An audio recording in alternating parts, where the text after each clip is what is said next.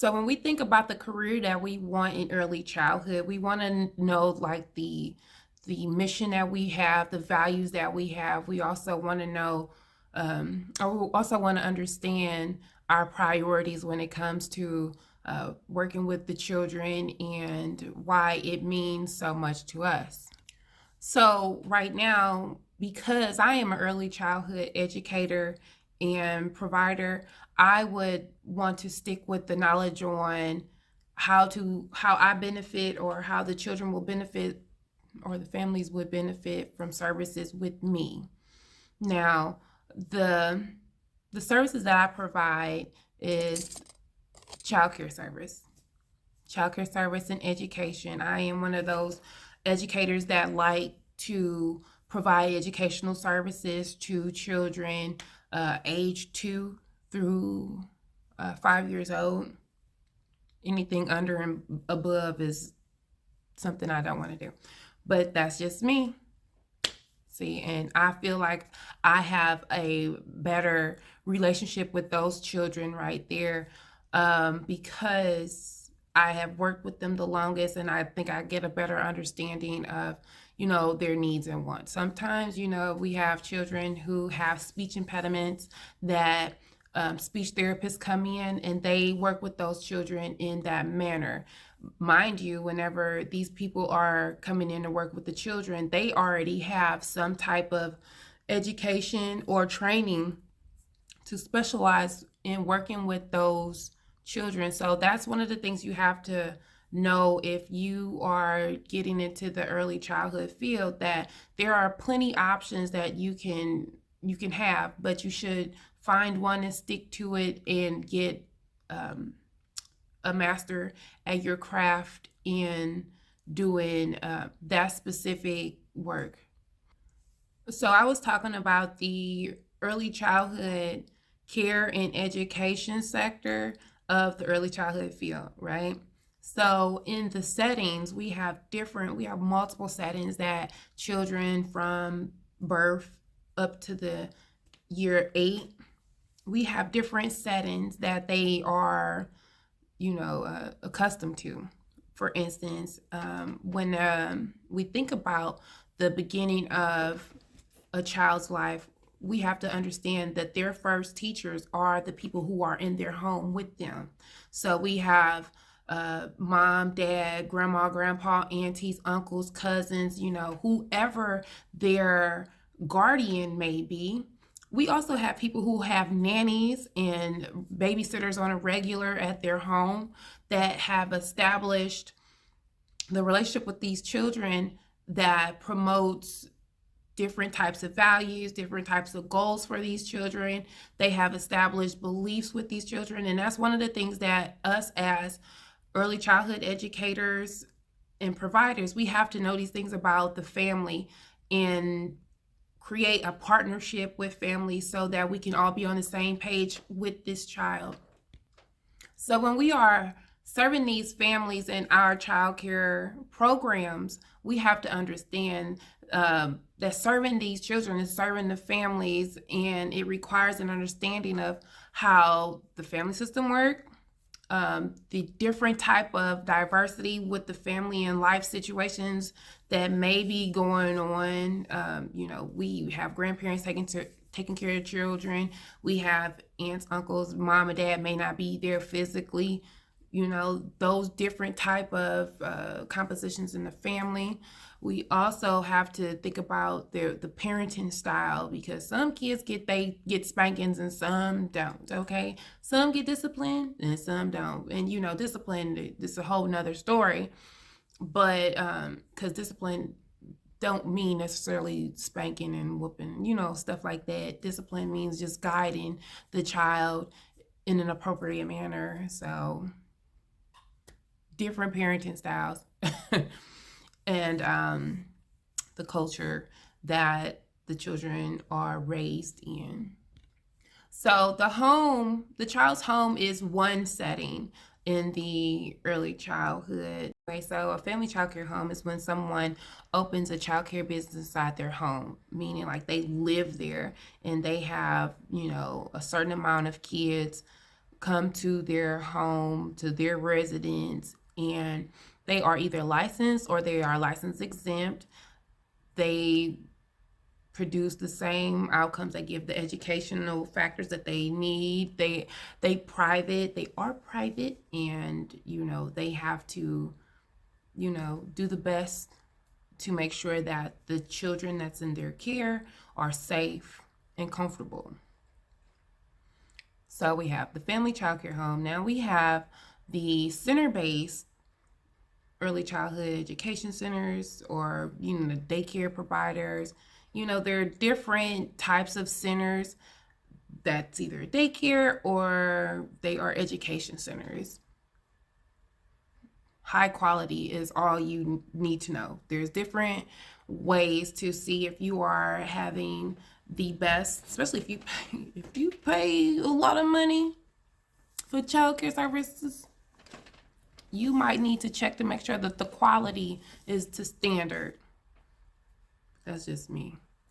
Anyhow, but yeah, daycares and early childhood centers, they have to have the same education as the pre-K teachers that's in the school district. So they have the education, they have the different people who work in the daycare. Like you have the teacher's aide, you have teachers assistants, the lead teacher, the assistant director, and the director. You have janitors, maybe a cook, maybe, different people who work inside the center who are available to help children birth through age 8. Some other settings include the early childhood special education programs, early Head Start and Head Start. And then with those different types of settings, they come with different types of careers, like different adults who work with these children. Like we get home visitors, we get early intervention specialists, early childhood mental health consultants, early childhood special education teachers, and then we have child development specialists. These people evaluate and monitor children to determine physical and mental development, including social, motor development, self-help, cognitive language skills. They document activities, track progress, and formulate therapy plans, including exercises and activities for the families to administer. It's so many different things. Like, parent educators usually provide support to parents by supporting the parent access to community resources. They provide in-service to school staff, parents, and community on social emotional issues. Okay, so we went over those different settings. So now we want to talk about the community-based programs for early learning and enrichment settings. This is typically for children 3 years old up until 8 years old. This is like the pre-K programs and school settings. Basically, before and after school programs. We have, the grades from pre-K, pre-kindergarten, up into the 3rd grade. So we have the school-based pre-K teachers, elementary school teachers, elementary assistant teachers, special education teachers, English language learners, the school psychologists, the school counselors, school nurse, principals, administrators, and community-based program staff. That's like librarians and the janitorial systems inside the schools, stuff like that. So there is ways that you can become an early childhood educator without, sticking to just one thing, even though it might be a great idea to just stay with one thing so that you can master it. But, it's always up to you. Like myself personally, I am switching roles.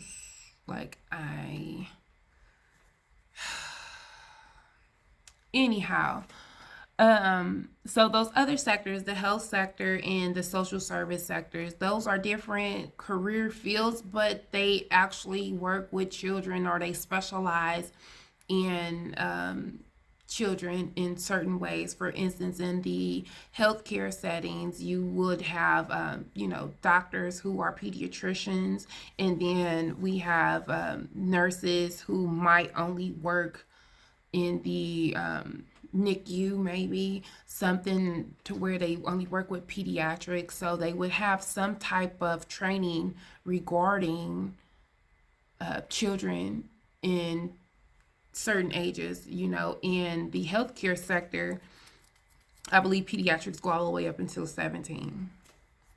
I'm not for sure because I'm not in the healthcare system, but it's important to know if that's what you want to do.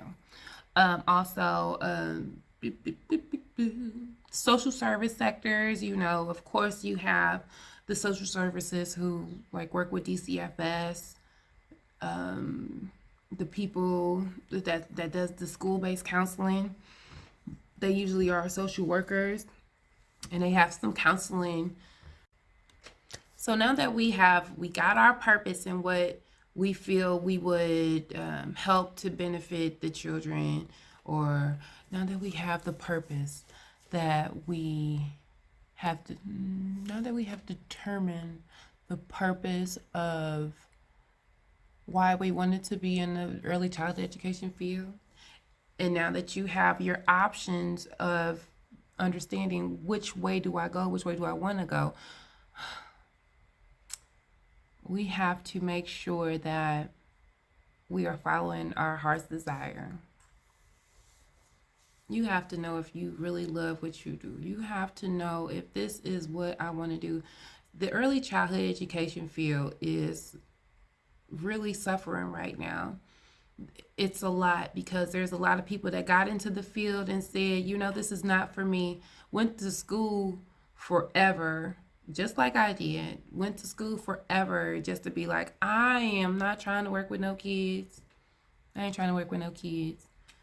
So we spent a lot of time perfecting our craft and understanding our craft. But, sometimes it's not what you think it is. Sometimes it's just the environment. So when you are determining, like, do you want to work with kids at this age, that age, or whichever age, you have to know that everything comes with a little challenge. And it's best that we get an understanding of ourselves before we start dealing with other people. Because if you don't love yourself first, how are you going to love somebody else? So now that you have found now that we determine our purpose in early child education, we can now see that there are options in this field. When you choose the position you believe that is most beneficial to you, you should take the opportunity to figure out what the steps are to reach that goal. 3 of my favorite quotes. 1, never doubt yourself. 2, faith creates miracles to happen in your life. And 3, this is my favorite, and I don't even know how I came across this quote, but it says, step in the direction you desire with confidence and optimism, with the belief that you will find success and fulfillment. And with that, I'm going to leave you right now. Thank you so much for your time. I think you need to take your time and consider where you fit at in the field of early childhood education.